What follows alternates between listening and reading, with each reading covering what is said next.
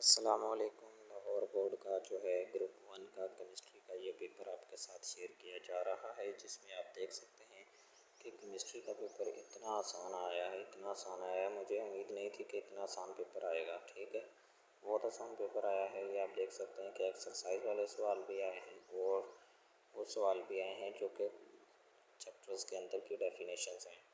तो जिन्होंने चैप्टर्स के अंदर की डेफिनेशंस और एक्सरसाइज के सवालात दोनों किए होंगे तो लाहौर बोर्ड में वही पास हुए होंगे।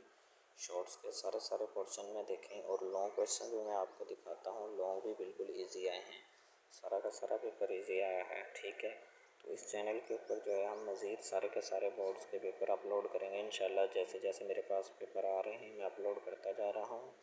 तो इस चैनल को आप सब्सक्राइब कर लें। इस पर हम गेस्ट भी शेयर करते हैं, सारा का सारे इम्पोर्टेंट भी बताते हैं, सारे के सारे बोर्ड्स की इंफॉर्मेशन शेयर करते हैं। और 10th क्लास के वो चैप्टर्स जो अभी आपके न्यू सिलेबस आया है उसका जो है हम सारे के सारे लेक्चर्स भी अपलोड कर रहे हैं। तो इसलिए इस चैनल को आप सब्सक्राइब कर लें ताकि जब आप 10th क्लास में जाएँ आपकी सारी रहनुमाई हो सके।